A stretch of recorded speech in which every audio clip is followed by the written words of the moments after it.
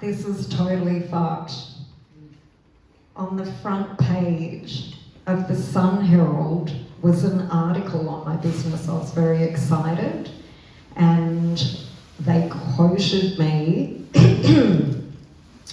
male art models are mostly over 50, fat and bald, and we don't do that. Yikes. That was the end of keeping my pimping activities a secret from the art world. And I'll tell you how I got there. So my first job out of high school was as an art model. I posed nude to pay my way through art school, much to my mother's horror. I was teaching life drawing, and by the late 90s, I'd signed a lease just down the road above Club 77, and my dream was to start an art school. And I was very passionate about drawing and painting, and it was the late 90s, so I was driving around, putting posters up on cafe notice boards, and then waiting by the phone, hoping that I'd get enough students to be able to run a course. It wasn't a super lucrative venture, and I was covering the rent by subletting to artists. And luckily, in my late 20s, I discovered my true calling, which was objectifying hot naked men, when I started offering life drawing classes to hen's nights.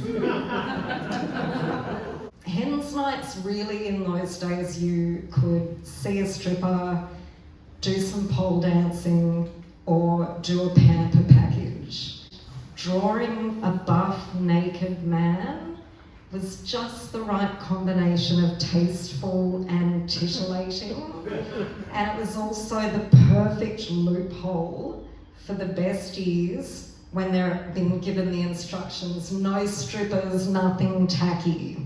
The concept was an immediate success, but in my heart I knew that professional artists were really not going to love me for opening up their sacred world to drunk chicks just looking for a perv, while we pretended to teach them how to draw. So while business was booming and I was frantically trying to keep up with finding models to meet the demand, I was also really trying to keep it quiet.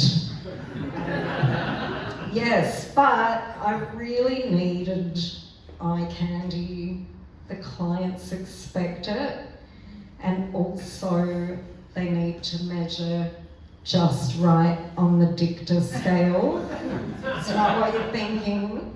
It's the ratio of hotness to reliability. So they need to be hot enough to please the clientele, but not so hot they just don't show up on the day. Because you really haven't known stress until you've got 30 tipsy hens waiting expectantly, and the model doesn't show up, and there really, sadly, is no track your package for those situations.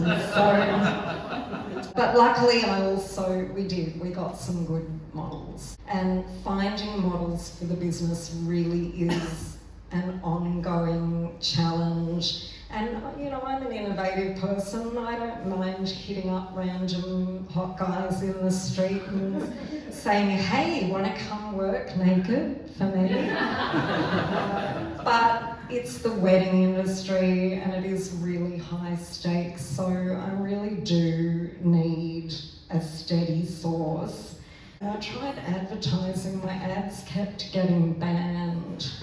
So I resorted to Gumtree, where I discovered the joys of answering unknown numbers to the sound of somebody wanking on the board. Luckily, the steady stream of dick pics I received gave me an idea. There's a sentence you'll never hear again. I thought, I should try Tinder, right, to look for models. Birthplace of the flexing in the gym mirror selfie. It'd be like hunting in a sausage factory. So, inspired by my own days of life modelling, I started like this. Hi Bradley, do you harbour a profound restlessness to shed your clothing in radical rejection of modern society's hysterical aversion to the unairbrushed human body, all in the name of art? You'd answer that, wouldn't you? See me later. Yeah. I did have much better luck with this though.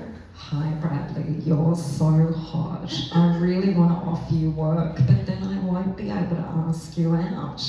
It's a really tough call.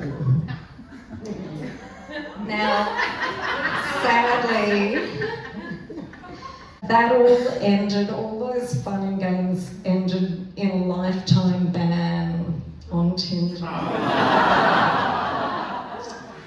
Yeah, so when a bridal magazine got in touch with me wanting to do an article on my business, at the end of the article they put, and if you're in Melbourne, why not call the Life Modelling Society and hire your own model?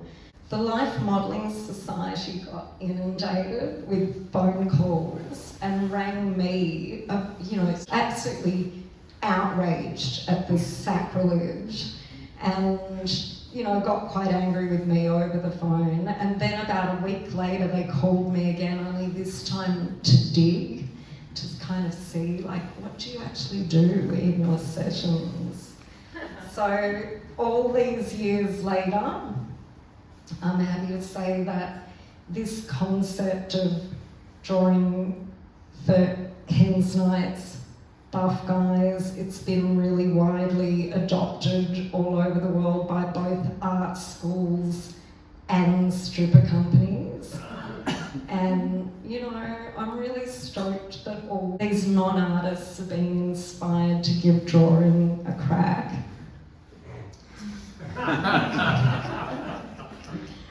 And I'm really proud of my philanthropic gift to the world, which is normalising the objectification of men. Oh wait, no.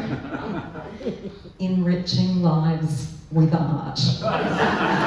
Thank you.